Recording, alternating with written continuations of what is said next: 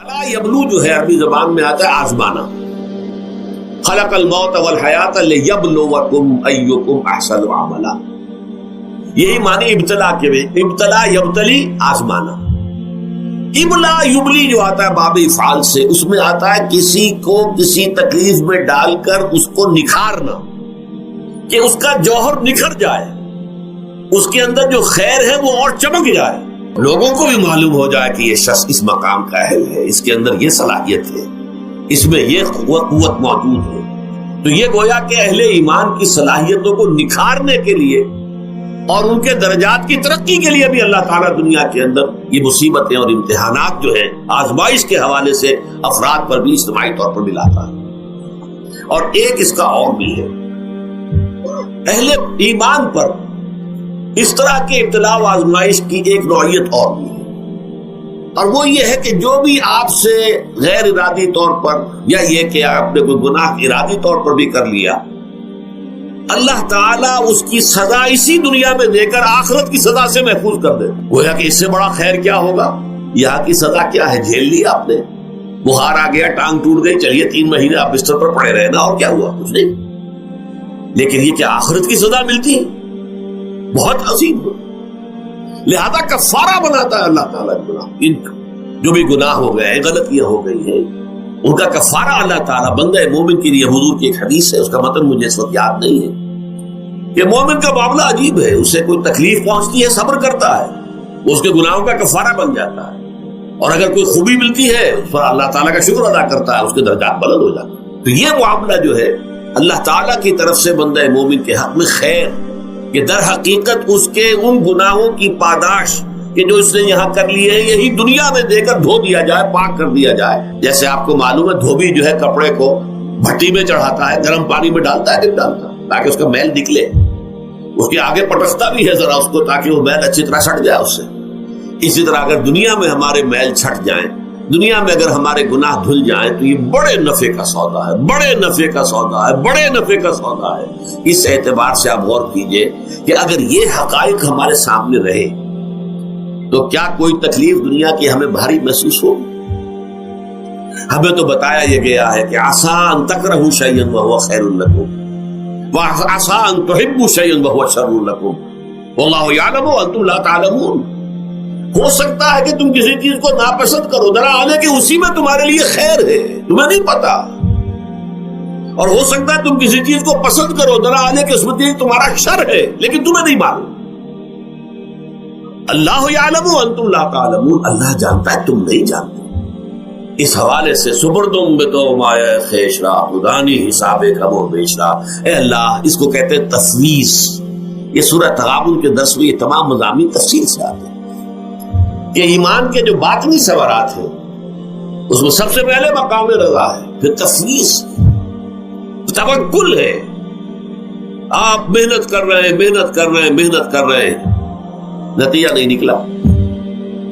ایک نتیجہ یہ نکلے, ایک بچے نے بہت محنت کی, دن رات کام کیا, فیل ہو گیا امتحان. اب صدمے سے کمر ٹوٹ سکتی ہے اس کی, لیکن نہیں, ہو سکتا ہے کہ اللہ تعالیٰ نے اسی میں میرے لیے خیر رکھی, اس لیے کہ ہماری محنت سے کچھ نہیں ہوگا, ہمارے مادی وسائل سے کچھ نہیں ہوگا, ہوگا اللہ کے اذن سے, اللہ کی مرضی سے, اللہ کی مشیت سے. یہ ہمارے لیے خاص طور پر اس اعتبار سے بہت اہم نکتہ ہے. ہم سب راہ حق کے مسافر ہیں, اپنے اپنے بس پڑتے محنت کر رہے ہیں, وقت بھی صرف کر رہے ہیں, مال بھی صرف کر رہے ہیں, محنت کر رہے ہیں, مشقت کر رہے ہیں. لیکن فرض کیجئے جیسا کہ ہے فی الواقع, فرض کیا کیجئے, وہ تو واقع سامنے کی بات ہے, نتائج نکلتے نظر نہیں آ رہے, قدم نہیں بڑھ رہے, ہماری طرف لوگوں کا رجوع عام نہیں ہے. ٹھیک ہے, اس پر قطعاً بدل ہونے کی بات نہیں, یہ اللہ تعالیٰ کی مشیت میں ہوگا, جب وہ چاہے گا تب ہوگا. ہمارا کام یہ کہ اپنا فرض ادا کیے چلے گا بس, اور نتیجے سے بالکل ذہن کو اپنے منقطع کر لیں, ذہن کا کوئی تعلق آپ کے نتیجے کے ساتھ نہ رہے. یہ جب تک کیفیت ہماری نہیں ہوگی, ہم اس راہ پر استقامت اور مدام اس پر محنت اور جد و جہد کرنا جو ہے وہ ہمارے لیے ممکن نہیں رہے. اس کے لیے میں اگر آپ کے سامنے رکھوں معاملہ کہ حضور صلی اللہ علیہ وسلم کے جو پہلے 10 برس ہیں, جب سے آپ کو آغاز ہوا ہے وحی کا, اس کے بعد سے پہلے 10 برس دن رات کی محنت، شدید مشقت، یہاں تک کہ اللہ بھی روک رہا ہے نبی آپ اپنے آپ کو ہلاک کر لیں گے، لعلک باخع نفسک الا یکونوا مؤمنین، کیا آپ اپنے آپ کو اس صدمے میں ہلاک کر لیں گے؟ یہ ایمان نہیں لا رہے، اس قدر صدمہ۔ لیکن اس کے ساتھ یہ ہے، یہ نہیں ہے کہ نتیجہ نہیں نکل رہا تو کام چھوڑ کے بیٹھ جائے، نہیں، معاذ اللہ معاذ اللہ، نتیجہ نہ نکلے تو حضرت نوح علیہ السلام کی عمر بھی اگر حضور کی ہوتی 950 برس بھی حضور دعوت دیتے تھے، آپ کا کام تھا، آپ کا فرض تھا۔ حضرت نوح علیہ السلام بھی تو آخر اللہ کے ایک بندے تھے، اللہ کے رسول تھے، 950 برس تک دعوت دی۔ وَلَبِثَ فِيهِمْ أَلْفَ سَنَةٍ إِلَّا 50 عَامًا، یہ تو ہم مانتے ہی نا، اگر قرآن کے اندر نص قطعی صریح الفاظ نہ ہوتے کہ 950 برس تک رہے، ورنہ یہ بات سمجھ سے باہر آتا رہے۔ عام طور پر معلوم ہوتا ہے کہ اس دور میں ابھی عمر زیادہ تھی لوگ۔ بہرحال جو میں نے عرض کیا تھا کہ دکھ جس سے انسان متاثر ہوتا ہے اس کی ایک قسم وہ ہے کہ جو ہمارے ارادہ اور اختیار سے باہر، اللہ کی مشیت سے، اللہ کے اذن سے، اللہ کی مرضی سے آتا ہے، اس کے لیے ہمارا کام صرف برداشت ہے۔ جو شے بھی ہمیں برداشت کی صلاحیت عطا کر دے وہی اس کا علاج ہے۔ جیسے آپ کو معلوم ہے کہ بخار بہت تیز چڑھا ہوا ہے، اس کی دوا نہیں ہے اسپرین یا کوئی اور پیراسیٹامول، بخار کی شدت کو کم کر دے، وہ کوئی علاج نہیں ہے۔ علاج تو ہوگا اگر معلوم ہو کہ کون سے جراثیم ہے، کس کی وجہ سے ہے، اس کا صحیح اینٹی بایوٹک کون سا ہے، وہ علاج ہوگا۔ یہ علاج نہیں ہے، لیکن اس کی شدت کی کمی اور اس کے اندر جو احساس ہے جھیل جانے کا، وہ انسان کے لیے آسان ہو جاتا ہے۔ یہی مضمون آیا ہے سورہ حدید میں بھی، ما اصاب من مصیبت فی الارض ولا فی انفسکم، یہاں کھول دیا اس مضمون کو۔ میں نے عرض کیا تھا نا کہ یہ آفت سماوی بڑے پیمانے پر بھی ہو سکتی ہے، زمین میں یعنی زلزلہ آ گیا، فلڈ آ گیا، طوفان آ گیا، ولا فی انفسکم، خاص تمہاری جان میں، تمہیں بخار ہو گیا، تمہیں ٹی بی لگ گئی، تمہیں کوئی اور بیماری آ گئی، تمہیں کینسر ہو گیا، معاذ اللہ ہوتا ہے، آخر ہوتا ہے، دنیا میں انسانی زندگی کے ساتھ یہ ساری چیزیں لگی ہوئی ہیں۔ لیکن یہ چیزیں ما اصاب من مصیبت فی الارض ولا فی انفسکم، نہیں پڑتی تم پر کوئی پڑنے والی کوئی مصیبت، کوئی تکلیف، نہ پوری زمین میں بڑے پیمانے پر، نہ تمہاری جانوں میں انفرادی سطح پر، الا فی کتاب من قبل ان نبرأھا، مگر یہ کہ وہ تو ایک کتاب میں، کتاب اللہ کے علم کی کتاب، ام الکتاب، اس میں پہلے سے درج موجود ہے۔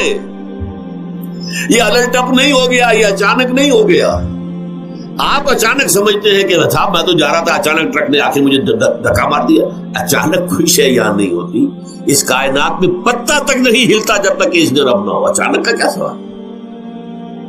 در حقیقت جو ہوتا ہے وہ اللہ تعالیٰ کے علم میں پہلے سے ہے، علم میں کامل، ما کان وما یکون، جو کچھ ہوا جو کچھ ہوگا، مستقبل، ماضی، کل کا کل، آنے واحد میں اللہ کے علم میں موجود ہے۔ لہذا یہاں اچانک کچھ نہیں ہوتا، جو بھی آیا ہے اللہ کے علم سے آیا، اور یہ پہلے سے اللہ کے علم کے اندر موجود تھا، لکھا ہوا تھا، الا فی کتاب من قبل ان نبرأھا ان ذلک علی اللہ یسیر۔ یہ تمہیں تو مشکل نظر آئے گا لیکن اللہ پر بڑا آسان ہے، اللہ کا علم کامل، ما کانا ما یکون کو آوی ہے۔ لِکَیْ لَا تَأْسَوْا عَلَىٰ مَا فَاتَکُمْ، تاکہ تم افسوس نہ کیا کرو ان چیزوں پر جو تم سے چھوٹ جائیں، جاتی رہے، چھن جائیں۔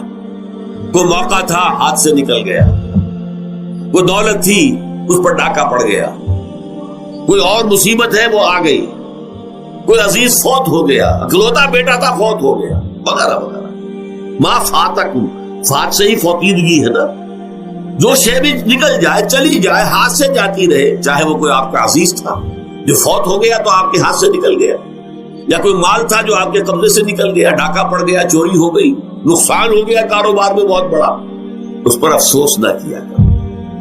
اگر افسوس کرو گے تو اس کا مطلب کیا ہوگا کہ تمہیں اللہ پر اعتماد نہیں ہے، یا تم سمجھتے ہو کہ اللہ کے سوا بھی کوئی ہے جو یہ کام کر سکتا۔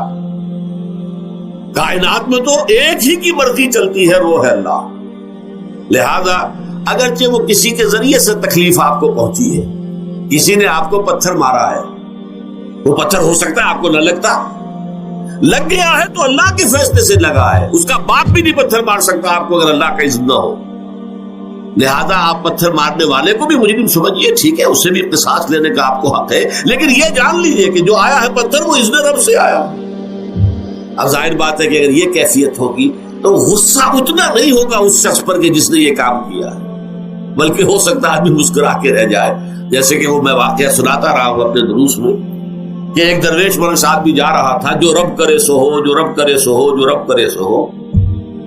کسی شخص نے پتھر اٹھا کر دے مارا، اس کے سر پہ لگ گیا کہ اس نے پیچھے پلٹ کر دیکھا کس نے مارا. اس نے کہا مجھے کیا دیکھتے ہو، جو رب کرے سو ہو، یہ تو رب کے مارے. اس نے کہا مجھے تو یہ پتھر رب کے مارے ہی لگا ہے.